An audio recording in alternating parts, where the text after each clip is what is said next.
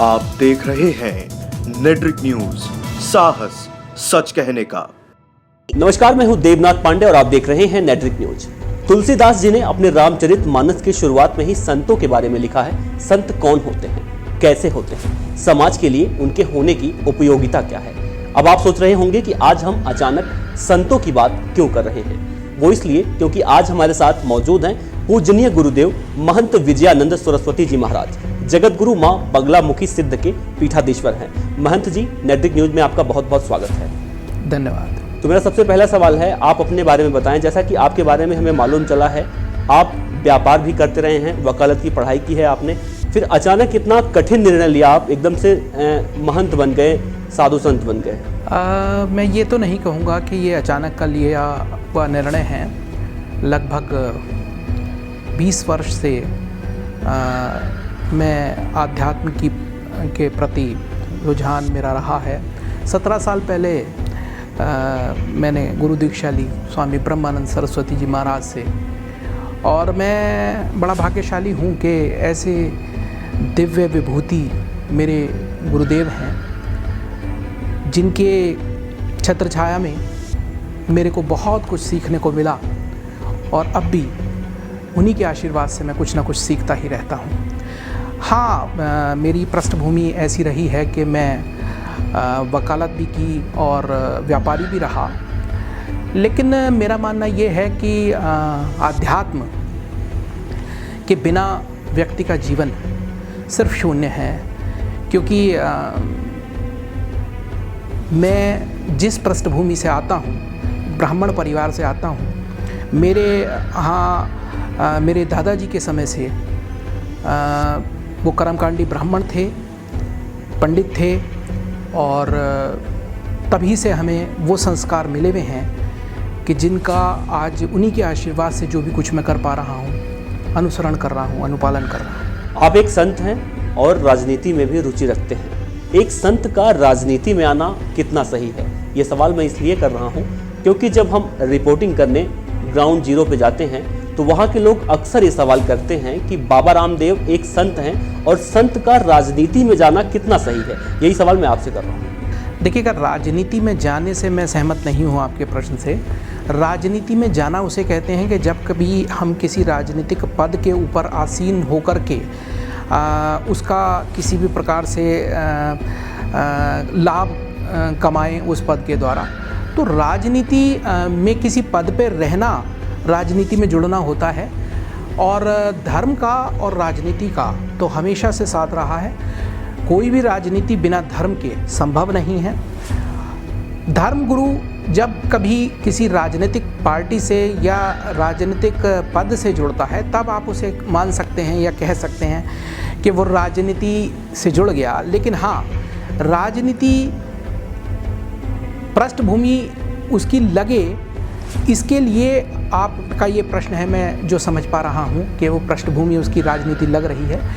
लेकिन राजनीतिज्ञों से अगर हम समाज के लोगों के लिए, उनकी परेशानियों के लिए राजनीतिक निर्णयों के आधार पे अगर हम प्रश्न करें, तो उससे हम राजनीतिक नहीं हो जाते।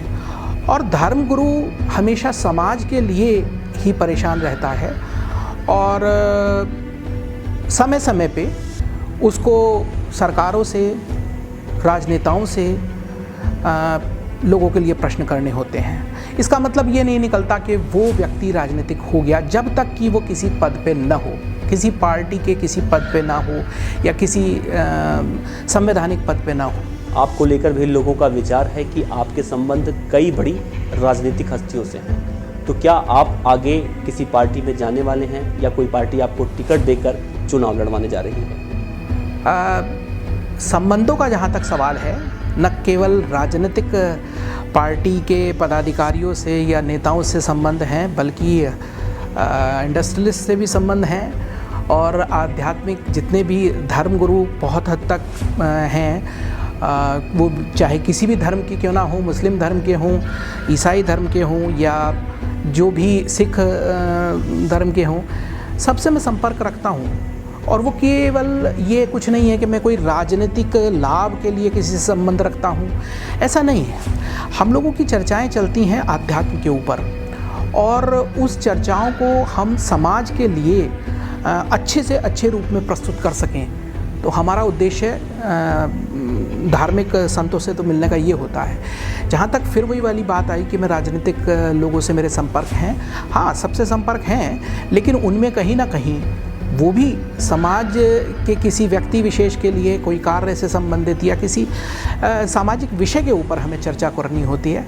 मगर उसका मतलब ये नहीं है कि मैं किसी पार्टी से भविष्य में जुड़ने वाला हूँ। अभी तक मेरा ऐसा कोई प्लानिंग भी नहीं है। और मेरा विचार तो ये है कि जिस पद पे मेरे गुरु द्वारा मुझको बैठाया गया है और उन्होंने इतना बड़ा सम्मान मेरे को, ये गौरव उनके आशीर्वाद से प्राप्त हुआ है, मैं उससे संतुष्ट हूँ।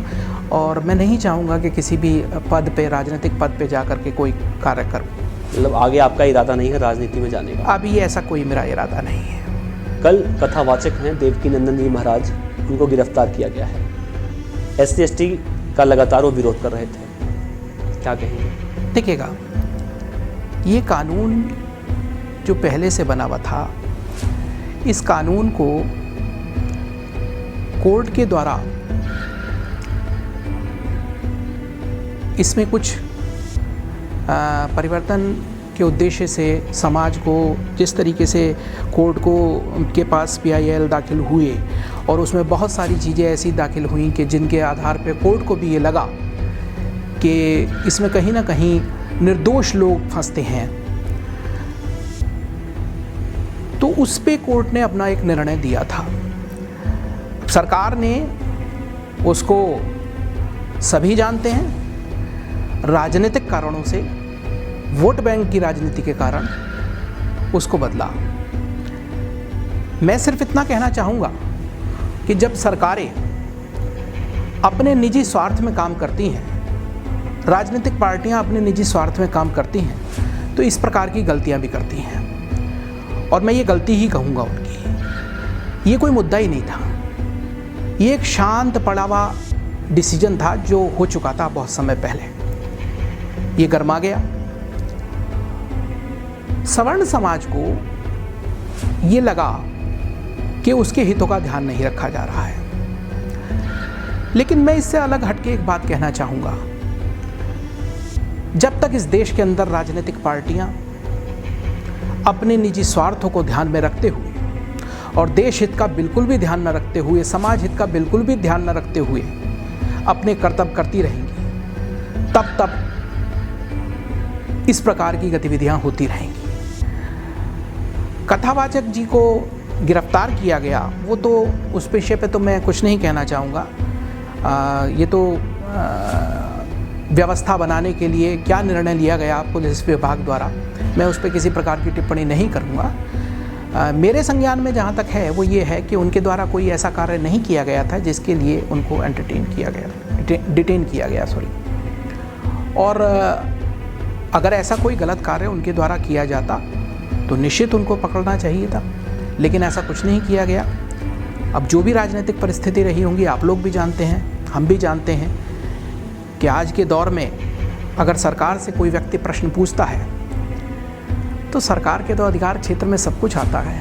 वो न सिर्फ केवल किसी को पकड़ के थोड़ी देर के लिए बैठा सकती है, वो जेल भी भेज सकती है, वो बहुत सारे मुकदमे भी लगा सकती है। और आज जब देश की स्थिति ये है कि लोग प्रश्न पूछते हुए डरने लगे हैं और प्रश्नों का जवाब देते हुए लोग डरने लगे हैं, तो उसके लिए तो हम ये कहेंगे कि अब तो ईश्वर ही मालिक है, और क्या कह सकते हैं हम संत। शेड्यूल कास्ट के लोग कहते हैं सनातन धर्म में इसी कारण राम ने संभोग का वध किया था। तो क्या इस प्रकार की बातों से सिद्ध नहीं होता कि एक वर्ग को दबाया गया है? नहीं, मैं नहीं मानता इस बात को। देखिएगा, सनातन धर्म बहुत पुराना धर्म है और धर्म सनातन धर्म ही है, बाकी सब पंथ हैं। जहाँ तक किसी जाति विशेष का सवाल आता है तो देखिए, मनु के अनुसार 4 अलग अलग वर्णों में बांटा गया।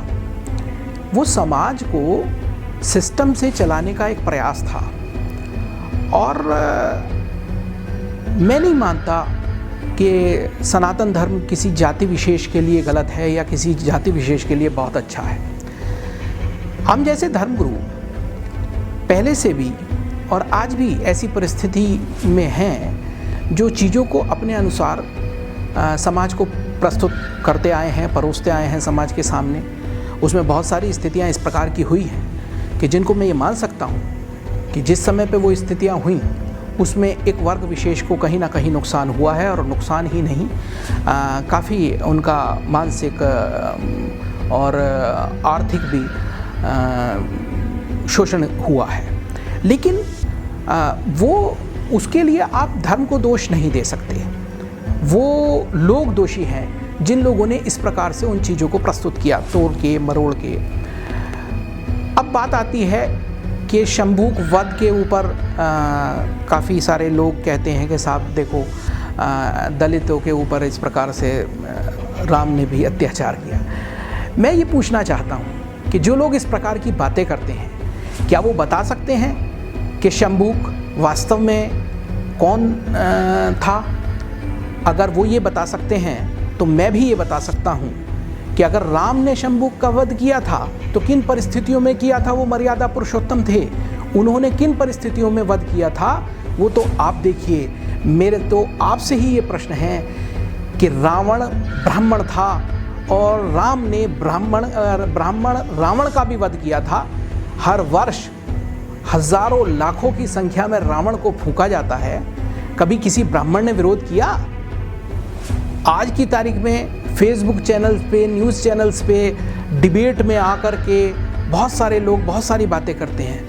लेकिन मैं ये कहना चाहता हूँ, समाज को अगर सही मार्ग पे लाने के लिए किसी दोषी को उसका दंड दिया जाता है, वो चाहे भगवान श्री राम के द्वारा दिया जाता है या आज की अदालत के द्वारा दिया जाता है या पुलिस के द्वारा दिया जाता है, उसे आप इस तरीके से क्यों देखते हैं? ये चीज़ें गलत हैं। अगर विरोध आप लोग ये सोच के कर रहे हैं कि वो हमारे थे, अरे भाई राम भी आपके हैं, वो भी शंभूक भी आपका है, राम भी आपके हैं, रावण भी आपका है। तो सवाल यह है कि रावण का भी तो वध किया था, वो तो ब्राह्मण थे। अब अगर उनका वध किया था तो उस पर विवाद होना चाहिए। ये क्या बात हुई? ये मैं नहीं समझता। ये सब राजनीतिक है, और जिन लोगों को इस प्रकार की राजनीति पसंद है और उनको उसका लाभ मिलता है, वो लोग इस प्रकार की बातें करते हैं। मतलब सीधे तौर पे कहा जाए तो किसी भी वर्ग हो, किसी भी वर्ग को लेकर हो, राजनीति की जाती है। निश्चित राजनीति की जाती है, और उस राजनीति के तहत केवल एक ही बात का ध्यान रखा जाता है कि किसी एक वर्ग को खुश कर लो और उसके वोट ले लो। मैं पूछना चाहता हूँ, पिछले 70 वर्षों में हम आज भी जब इलेक्शन का समय आता है तो हमारा नेता सबसे पहले खड़े होकर कहता है कि रोजगार देंगे, जो लोगों को रोटी नहीं है उन्हें रोटी देंगे, कपड़ा देंगे, मकान देंगे। एक तरफ हम कहते हैं कि हम विश्वगुरु बनने जा रहे हैं। अरे विश्वगुरु तो छोड़ो, आप तो ये कह रहे हैं कि हमारे यहाँ योग्य टीचर ही नहीं है, हम विश्वगुरु बनेंगे। हमारे यहाँ ऐसे टीचर नहीं है जिनको हम अपने यहाँ नौकरी दे सकें, वो इतने योग्य नहीं है। अगर हमारे यहाँ इतने टीचर भी योग्य नहीं हैं तो हम विश्वगुरु की कल्पना कैसे कर सकते हैं? तो क्या लगता है ये छलावा नहीं है? ये आप हर बार सरकारें गुमराह नहीं करती? हर इलेक्शन पे 5 लाख 50 लाख नौकरियों का भरोसा दिलाया जाता है। लेकिन लोगों को ये चीज़ समझ में क्यों नहीं आती है? लोगों को क्यों नहीं समझ में आती? ये बिल्कुल बहुत अच्छा आपका प्रश्न है। लोगों को ये चीज़ समझनी चाहिए।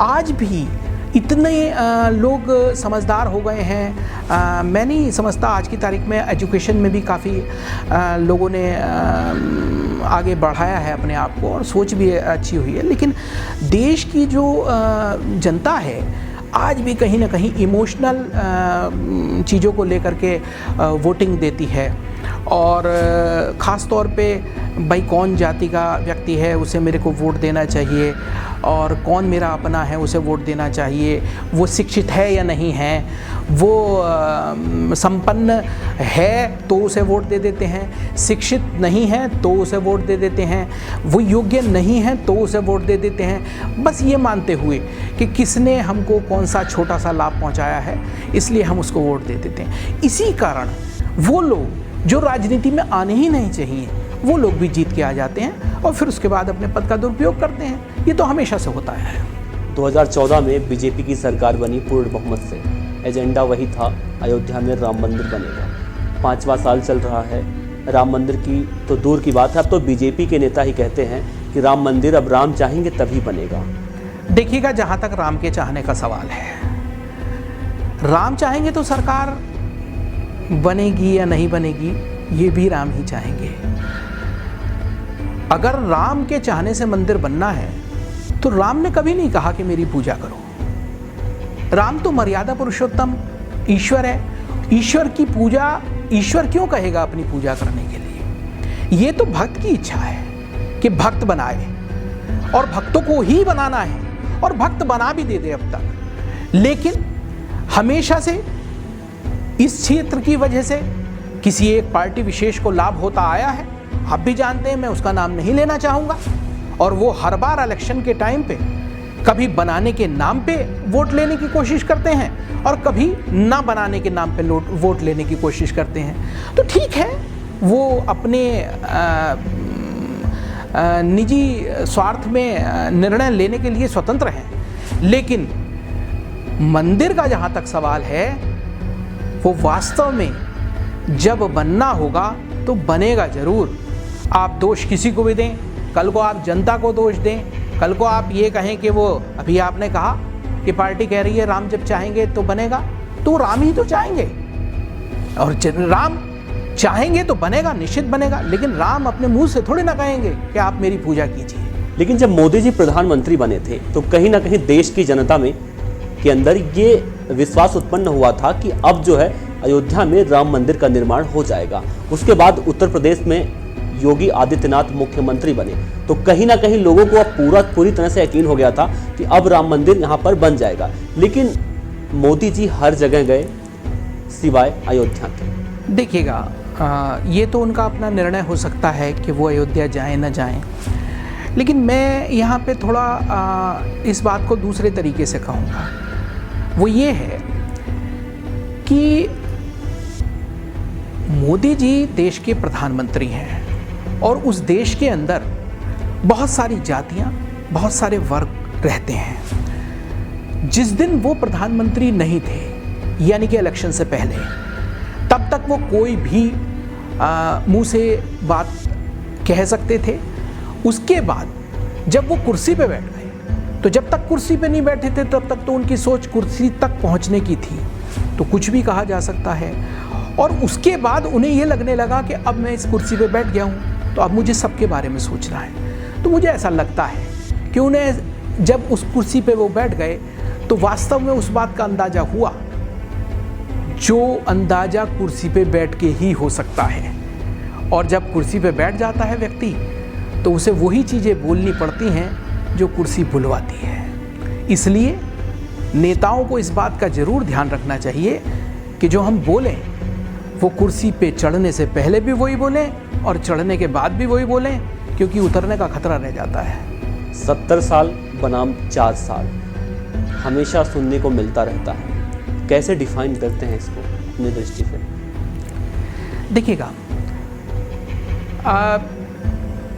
यदि हम देश की आज़ादी से लेके अब तक का आकलन करेंगे तो देखिएगा, उस आकलन में मैं नहीं मानता कि आप ये कहें कि वो जो 4 साल हैं जो अब चल रहे हैं या 4.5 साल हैं जो अब चल रहे हैं, केवल उनमें ही विकास हुआ है। मैं इस बात को नहीं मानता। देश ने उन्नति की है, जिस दिन से देश आज़ाद हुआ है अब तक उन्नति की है, इसमें कोई शक नहीं।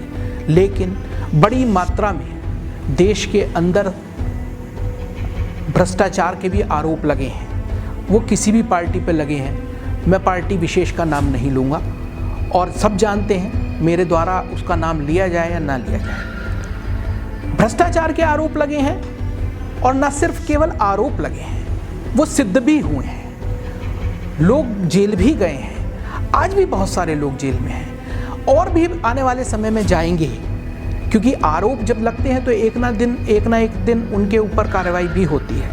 वो एक अलग बात है कि सरकार किसकी है और वो किसके प्रेशर में आके वो अपने पद के लिए किसको बाहर रखे और किसको अंदर करे और किसको सीखचे दिखाती रहे कि देखो अगर ये करोगे तो मैं वो बात कह रहा हूँ जो वास्तव में होती है। और मैं जानता हूँ कि इसके ऊपर बहुत सारे कटाक्ष भी आएंगे मेरे लिए, लेकिन मैं फिर बोल रहा हूँ, मैं किसी पार्टी विशेष से संबद्ध होकर किसी भी प्रकार का जवाब नहीं दे रहा हूँ आपको। जो व्यथा है, हम समाज के लोगों से मिलते हैं, वो सीधे आके बताते हैं कि महाराज जी आज हम इतने परेशान हैं और क्यों परेशान हैं और कैसे परेशान हैं। लोग व्यापार करते हैं, व्यापार में बड़ी मात्रा में आधिकारिक तौर पे उनको करप्शन का सामना करना पड़ता है।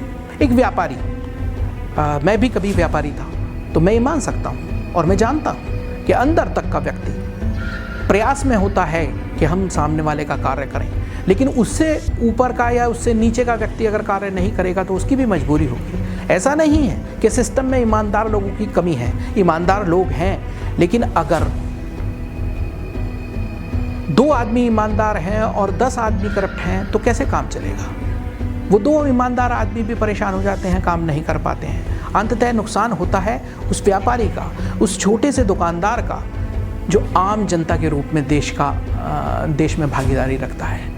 इसीलिए आज की तारीख में इतना मेहनती हमारा युवा होने के इतना मेहनती है हमारे यहाँ युवा, और इतना माइंडेड है कि एजुकेशन सेक्टर में भी बड़े कीर्तिमान स्थापित करते हैं। हमारे देश से बड़े बड़े साइंटिस्ट निकलते हैं, विदेशों में जाकर के बहुत बहुत चीज़ें करते हैं, लेकिन हम अपने देश में क्यों नहीं कर पाते। और ना करने का मुख्य कारण यही है कि हम लगातार कहीं ना कहीं अपनों के द्वारा ही काटे जा रहे हैं। आसाराम, राम रहीम, संत रामपाल, ये भी अपने आप को भगवान कहते थे और आज तीनों जेल में हैं। इनको लेकर आप क्या सोचते हैं? मैं उनको लेकर के किसी प्रकार का कोई अपना वक्तव्य नहीं देना चाहूँगा। उनकी स्थितियाँ जो भी हैं वो ईश्वर जाने, लेकिन मैं ये कहूँगा कि उनके ऊपर जो आरोप लगे, किसी भी धर्मगुरु के ऊपर इस प्रकार के आरोप लगना मेरी दृष्टि में बहुत ज़्यादा शर्मनाक है। और अब वो कितने सिद्ध हुए कितने सिद्ध नहीं हुए वो कोर्ट के अंदर चल रही हैं चीज़ें। राजनीतिक परिस्थितियों में उनके लिए कौन व्यक्ति क्या कहता है मैं नहीं जानता, या नहीं मैं उस बात में पढ़ना चाहता, लेकिन मैं हाँ इतना ज़रूर कहूँगा कि कोई संत भगवान नहीं हो सकता। हम बस इंसान बन के रहें यही क्या काफ़ी है? क्या काफ़ी नहीं है? कोई भी व्यक्ति अपने आप को भगवान कैसे कह सकता है? किसने देखा भगवान? इंसान कितना बेचारा साधारण सा होता है कि वो मुझ में धर्मगुरु को देख लेता है, बहुत सारे धर्मगुरुओं में धर्मगुरु को देख लेता है और उसी पे विश्वास कर लेता है। ये तो उस व्यक्ति की उस बहुत साधारण सी सोच वाले व्यक्ति की धारणा है ईश्वर के निमित्त कि वो किसी में भी भगवान को देख लेता है। ये तो उसकी सोच हुई, लेकिन उसके सामने अगर हम इस प्रकार का छल करेंगे तो हमें इसी प्रकार के दंड मिलेंगे जिस प्रकार के दंड के तहत आज की तारीख में वो लोग जहाँ हैं वहाँ हैं। मेरा आखिरी सवाल होगा आपसे, 2019 में सरकार कैसी होनी चाहिए? देखिएगा 2019 की मैं क्या कहूँ, मैं तो कहूँगा इस देश के अंदर सरकार किसी की भी हो, राजा तो राम जैसा ही होना चाहिए। और ये वैसे है कठिन क्योंकि कलयुग है। अब राम जैसा राजा कैसे होगा? क्योंकि यहाँ आज की तारीख में जो लोग राजा बनने की होड़ में हैं वो केवल एक ही बात जानते हैं कि किसी भी तरीके से हम कौन से वर्ग को खुश करने के लिए किसी दूसरे वर्ग का कितना बड़ा दमन करें कि जिससे तीसरा वर्ग प्रसन्न हो जाए और हमें वोट दे दे और हम जीत करके सत्ता पे काबिज हो जाएं। तो अब कैसा होना चाहिए? तो होना तो राम जैसा चाहिए, लेकिन अब राम जैसा कैसे होगा? क्योंकि हर व्यक्ति की जब सोच ही इतनी गलत हो चुकी है कि जिस सोच के बाद सोचने की क्षमता ही समाप्त हो जाती है लोगों की, तो मैं तो यही कहूँगा कि लोगों को ये सोचना चाहिए अपना मत किसे देना है, कौन हमारे क्षेत्र का विकास कर सकता है, कौन हमारे दुख सुख में खड़ा हो सकता है। किसी पार्टी से संबंधित व्यक्ति को ये सोच करके वोट देना कि मैं उस पार्टी को वोट दूं, मेरे समझ में ये बात उचित नहीं है। बहुत वर्षों से देश के अंदर राजनीति की स्थिति ये है कि किसी पार्टी विशेष की सत्ता पे काबिज नहीं हो पाती, लेकिन अभी कुछ समय पहले एक पार्टी सत्ता पे काबिज हुई है। लेकिन उस काबिज होने से ये तो होता है कि कुछ निर्णय वाकई में होते हैं, लेकिन ऐसा भी नहीं है। ये भी होता है कि कुछ निर्णय गलत भी होते हैं। तो जब तक विपक्ष भी उतना ही मजबूत ना हो जितनी मजबूत सरकार है, तो भी कभी कभी शंकाएं होती हैं। तो इसलिए मैं तो समाज की जनता से ये अपील करूंगा, निवेदन करूंगा, गुजारिश करूंगा कि आप लोग अपने क्षेत्र के ऐसे लोगों को चुन के लाएं जो लोग आपके क्षेत्र का विकास कर सकें, तो देश का तो विकास स्वतः ही हो जाएगा। बिल्कुल, लोगों को जागरूक होना पड़ेगा और किसे चुनना है वो जनता खुद तय करे, सोच समझ के, वो ज़्यादा ही सही रहेगा। आज हमारे साथ बातचीत के लिए मौजूद थे स्वामी विजयानंद सरस्वती जी महाराज। इन्होंने कई मुद्दों पर हमसे बात की। शुक्रिया। हमारे साथ जुड़े रहने के लिए हमारे YouTube चैनल को सब्सक्राइब करें, साथ ही बेल आइकन को दबाएं। नेटवर्क न्यूज की खबरें सबसे पहले देखने के लिए